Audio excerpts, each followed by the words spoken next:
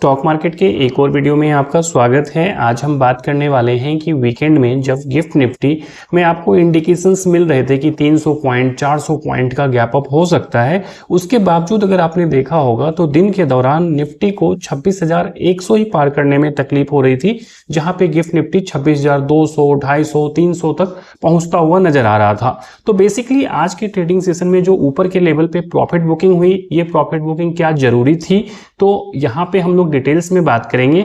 दूसरी चीज ये है कि बहुत सारे लोगों का कहना ये है कि मार्केट तो ऊपर जा रहा है बट उनका portfolio specially mid cap, small cap, micro cap category वाले अगर आपके पास स्टॉक्स हैं तो वो मूव नहीं कर रहा है। कोई ऐसा नहीं कि इसका मतलब आज के ट्रेडिंग सेशन में नहीं, लास्ट वीक ट्रेडिंग सेशन में भी यही देखने को मिला है, क्योंकि वो मूव नहीं कर रहा है। आने वाला जो समय है वो एक स्किल ट्रेडर के लिए होगा, इस चीज को ध्यान रखना है। ऐसा नहीं है कि निफ्टी यहां से 27,000 28,000 29,000 ऊपर जाते जाएगा और आपका पैसा बन जाएगा। आने वाले समय में आपको यह ध्यान देना पड़ेगा कि आपको सही सेक्टर्स, सही स्टॉक का सिलेक्शन करना पड़ेगा, वहीं पे पैसा बन पाएगा।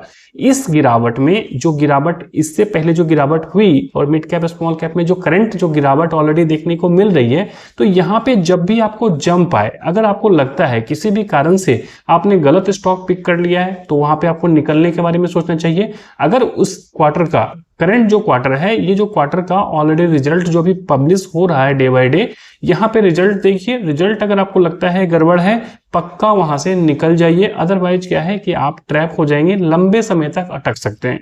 दूसरी चीज ये ध्यान रखिए, कोई ऐसा सेक्टर जो किसी स्पेसिफिक न्यूज की वजह से लगातार नीचे आ रहा है या नीचे आया है, वहां पे अगर आपको चांस मिलता है, रिजल्ट अच्छे हैं, तभी वहां पे रुकिए। रिजल्ट अच्छे नहीं है, चांस मिल रहा है निकलने का, तो निकलने के बारे में सोचिए। नो डाउट देखिए, अगर आप शॉर्ट टर्म या लॉन्ग टर्म ट्रेडिंग करेंगे तो कुछ ना कुछ स्टॉक्स आपके हमेशा फंसे ही रहेंगे, इस चीज को ध्यान देना है। बट कुछ स्टॉक्स में आपको रोटेशन होना चाहिए। कहीं पे आपको पता है कि किसी कारण से, नेगेटिव न्यूज कारण से नीचे आ गया है बट पॉजिटिव न्यूज आ सकता है या यहाँ पे मूवमेंट आ सकता है, तो वैसे स्टॉक्स को आप होल्ड करके चल सकते हैं।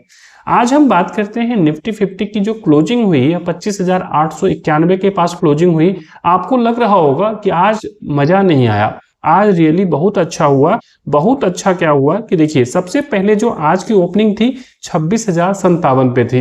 एक उम्मीद लग रहा था कि यहां से एक अच्छा मौका मिलेगा आज एक्सपायरी को लेकर के। अगर आप देखेंगे तो ऊपर की तरफ मात्र और मात्र 26,104 एक बार के लिए बस गया और उसको पार नहीं कर पाया।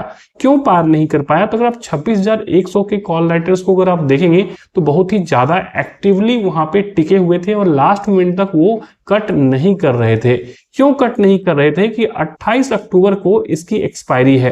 अक्टूबर सीरीज की एक्सपायरी 28 अक्टूबर को है। आज 23 हो गया, कल लास्ट ट्रेडिंग सेशन है, सैटरडे संडे फिर हो जाएगा छुट्टी, तो नेक्स्ट वीक में ज्यादा समय बचा हुआ नहीं है, तो लोग यहाँ पे रुके हुए थे, इसको लेकर के मार्केट ऊपर की तरफ नहीं गया। दूसरा चीज ये हुआ कि आज अगर आप देखेंगे तो रिलायंस, आईसीसी बैंक, इस टाइप की कंपनी चली नहीं रही थी। कौन चल रहा था? तो सबसे ज्यादा जो पिटा हुआ सेक्टर्स था आईटी चला। तो जो आईटी में मूवमेंट आया, वहां पे ऑटो में उतना ज्यादा मूवमेंट नहीं था, फार्मा में उतना ज्यादा मूवमेंट देखने को नहीं मिल रहा था। एक्सेप्ट अगर आईटी देखें तो प्राइवेट बैंक से थोड़ा सा सपोर्ट मिल रहा था। अदरवाइज जो मार्केट आपको ग्रीन तो था, बट अगर आप देखेंगे तो इनर लाइन स्ट्रेंथ तो आपको वहां पे बहुत ज्यादा देखने को नहीं मिल रहा था। लो 25,862 का लगा और प्रीवियस क्लोजिंग देखेंगे तो 25,868 का है। इस चीज से समझने की कोशिश कीजिए कि आज जो मार्केट प्रीवियस क्लोजिंग के बाद जो ऐसे गैप से खुला, इस गैप को फिल करने के लिए मार्केट यहां पे आया और ये गैप फिल हो गया, जो अपने आप में पॉजिटिव चीज है। इस पॉजिटिविटी के बावजूद भी एक निगेटिविटी है, इस चीज को भी हम लोग आगे बात करेंगे। तो देखिए, सबसे अच्छा ये हुआ कि जो रन अवे गैप रहता है वो फुलफिल हो गया। अगर मार्केट को यहां से और भी ऊपर जाना है तो आपको यहां पे जाता हुआ नजर आ सकता है, कहीं कोई चिंता की बात नजर नहीं आती है। बट बैंक निफ्टी में क्या हुआ? बैंक निफ्टी का देखेंगे कि प्रीवियस जो क्लोजिंग है 58,007 के पास था। आज का लो अगर आप चेक करेंगे तो 57,951, मतलब यहाँ पे भी जो गैप रहा वो गैप फिल हो गया। गैप क्या था, 58,314 पे जो ओपनिंग हुई थी तो इसने गैप फिल कर दिया, तो यहां पे भी गैप नहीं रहा। जनरली देखिए कि जब मार्केट ऊपर जाता है तो हमेशा ये ध्यान रखना है कि गैप ये नहीं रहना चाहिए, गैप फुलफिल हो जाना चाहिए। भले मार्केट नीचे आ जाए बट वो गैप फिल होकर के चलना चाहिए, जिससे क्या है कि आने वाले समय में जो स्ट्रेंथ रहती है वो टिकाऊ रहती है। इस चीज को ध्यान रखिए। आज के ट्रेडिंग सेशन में क्लोजिंग बेसिस पे अगर आप डेटा को देखेंगे तो जहां पे निफ्टी पॉजिटिव है, बैंक निफ्टी पॉजिटिव है, पेपर्स में, न्यूज पेपर्स में, मैगजीन्स में, यूट्यूब पे आपको छपेगा, बताया जाएगा कि मार्केट में शानदार रैली, तो वहीं पे स्मॉल कैप और मिड कैप में अगर आप देखेंगे तो नाम मात्र का अगर आप यहाँ पे देखेंगे कि फ्लैट क्लोजिंग के साथ और निगेटिविटी के साथ बंद होता हुआ नजर आया है। तो इसका मतलब क्या हुआ, क्योंकि देखिए जब भी रनअप आएगा तो आपको लार्ज कैप से ही पहले आएगा, लार्ज कैप में पहले रनअप आएगा, उसके बाद आप देखेंगे कि एक लेवल्स पे जाने के बाद मिड एंड स्मॉल में रनअप आता है। इस चीज को ध्यान रखना है। दूसरी चीज ये देखिए कि जो क्वार्टरली रिजल्ट्स हैं, इस बार के जो क्वार्टरली रिजल्ट्स आ रहे हैं वो रिजल्ट्स बहुत ही ज्यादा पॉजिटिव आ रहे हैं। एवरी सेक्टर्स में अगर आप देखेंगे तो पॉजिटिव रिजल्ट आ रहा है। ऐसा लग रहा है कि जीएसटी का जो अभी चेंजेज हुआ था 22 सितंबर से, वो सारा का सारा इंप्लीमेंट होकर रिजल्ट्स में ही आ गया। तो नो डाउट कुछ मैनिपुलेशंस भी चलते हैं, बट आपको ये ध्यान देना चाहिए क्वार्टरली रिजल्ट अच्छा आ रहा है, चाहे आप ईयरली बेसिस पे चेक करो या क्वार्टरली बेसिस पे चेक करो। तो अच्छी कंपनियों के रिजल्ट्स पे आप फोकस कीजिए, वहां पे वेट कीजिए, और नो डाउट आपको आने वाले समय में वहां पे एक अच्छी स्ट्रेंथ देखने को मिल सकती है। इंडिया विक्स अगर आप देखेंगे तो 3.80% बढ़कर के बंद हुआ है। फिर से एक बार आपको डाउट लगेगा कि जहां पे मार्केट ग्रीन में बंद हुआ तो इंडिया विक्स को तो नीचे आना चाहिए था। तो इंडिया विक्स में वोलेटिलिटी इंडेक्स और भी ऊपर जाता हुआ नजर आ रहा है, जो कि अपने आप में ठीक है। मैं ऐसा क्यों बोल रहा हूं, इसलिए बोल रहा हूं कि आप इसका डेली चार्ट देखिए। डेली चार्ट जब देखेंगे निफ्टी का तो आपको एक बार के लिए लगेगा कि एक डब्ल्यू पैटर्न बना और यहां पे एक मोमेंट होना चाहिए, ये मोमेंट ना आकर के यहां पे ये फाइनल मोमेंट आया। मोमेंट आया बट उस कदर मोमेंट नहीं है जिस कदर मोमेंट होना चाहिए, क्योंकि मार्केट में जिस कदर एफआई शॉर्ट है तो रिकवरी शानदार आनी चाहिए, बट रिकवरी आ नहीं रही है। क्यों नहीं आ रही है, तो एक बार के लिए आपको समझना चाहिए। देखिए अगर हम ऊपर के लेवल पे देखें 25,900 के लेवल के पास ऑलरेडी हम क्लोज हुए हैं। एक बार के लिए ऐसा लगता है कि मार्केट थोड़ा सा नीचे आना चाह रहा है, नीचे आना चाह रहा है। हो सकता है कि टाइम वाइज करेक्शंस देखने को मिल जाए, ठीक है, टाइम वाइज करेक्शंस को देखने को मिल जाए, या नहीं तो हो सकता है कि एक बार सडन फॉल्स आपको देखने को मिल सकता है। ऐसा मैं क्यों बोल रहा हूं, इसको हम लोग आगे चेक करेंगे। देखिए अगर आप इसके वीकली चार्ट्स को देखेंगे तो वीकली चार्ट में आपको साफ समझ में आएगा कि एक अच्छा खासा कंसोलिडेशन यहाँ पे हो रहा है। पिछले 6 महीनों से अगर हम देखें तो एक कंसोलिडेशन वाला ही फेज चल रहा है। ऊपर के लेवल पे जब ये ब्रेकआउट के लिए तैयार होता है तो थोड़ा सा नो डाउट अटकना वाजिब है, इस चीज को ध्यान रखिए।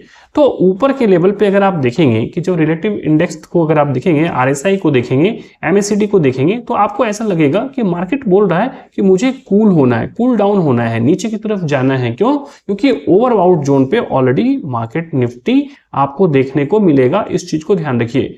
अगर ओवरबाउट है तो नो डाउट वहां पे करेक्शंस होगा, करेक्शंस नहीं भी होगा तो टाइम वाइज करेक्शंस हो सकता है। इस चीज को ध्यान रखिए।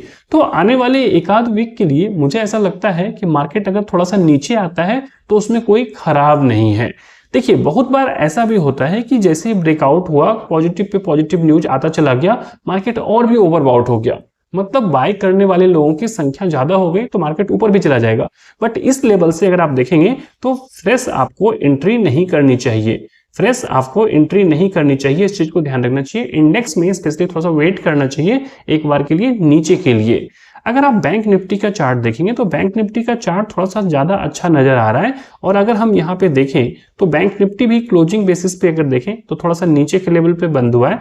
और बैंक निफ्टी में आने वाले ट्रेडिंग सेशंस में अगर थोड़ा मोड़ा डिप मिल जाता है तो उससे आपको घबराना नहीं चाहिए। आपको ये ध्यान देना चाहिए कि अभी बाय ना करके बाय ऑन डिप्स की रणनीति आपको इंडियन इक्विटी मार्केट में लेकर के चलनी चाहिए। स्टॉक स्पेसिफिक, सेक्टर स्पेसिफिक, इस चीज को ध्यान रखना है। तो ये बेसिकली मैं इंडेक्स की बात कर रहा हूं, इस चीज को ध्यान रखना है। निफ्टी स्मॉल कैप का चार्ट देखिए। निफ्टी स्मॉल कैप में एक अच्छी रैली हो रही थी।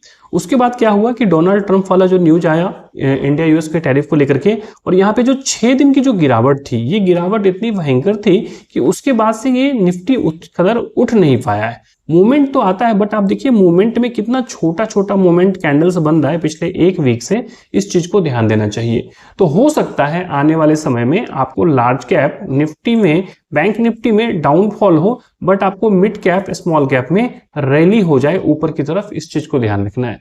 तो अगर आप एक इंडेक्स ट्रेडर हैं, इंडेक्स को ट्रेड करते हैं, तो अगले कुछ वीक्स स्पेशली मंथली एक्सपायरी है 28 अक्टूबर को, तो थोड़ा सा सावधान रहने की जरूरत है। ऊपर के लेवल पे सतर्क रहिए, सावधान रहिए। ऐसा नहीं बोल रहा हूं कि शॉर्ट कर दीजिए, ऐसा भी नहीं बोल रहा हूं कि फ्रेश बाय कर लीजिए, सावधान रहिए। एक वीक सावधान रहेंगे, कहीं कोई दिक्कत की बात नहीं है।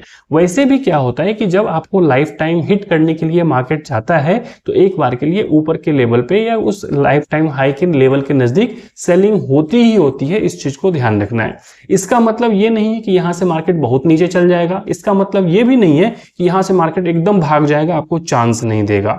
मिड कैप के चार्ट्स को देखिए, मिड कैप के चार्ट पे भी देखेंगे तो एक अच्छा खासा डब्ल्यू पैटर्न यहां पे बना था, ये फेल हुआ और फिर से यहां पे बना है, बट उस कदर मूवमेंट नहीं हो रहा है।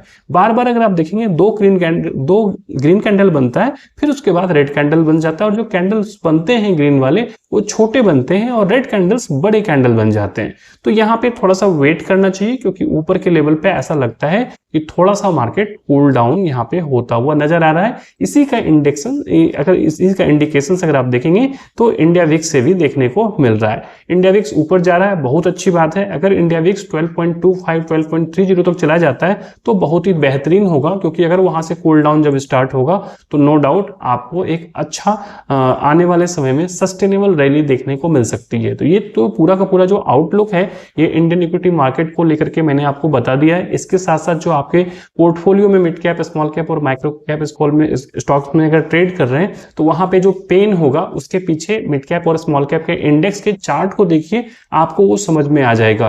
कुछ समय की बात है, आराम से वेट कीजिए। इंडियन इक्विटी मार्केट में एक अच्छी खासी रैली देखने को मिल रही है, गोल्ड सिल्वर में प्रॉफिट बुकिंग होती हुई नजर आ रही है, तो इसका बेनिफिट उठाइए और वहां पे आप लॉन्ग पोजीशंस अच्छे क्वालिटी के स्टॉक्स में, इंडेक्स में प्लानिंग कीजिए। अपने एडवाइजर से संपर्क कीजिए, उनसे थोड़ा सा राय मशवरा लीजिए कि आपको क्या करना चाहिए। अगर आपको वीडियो अच्छा लगे, वीडियो को लाइक और चैनल को सब्सक्राइब जरूर करें। Thank you.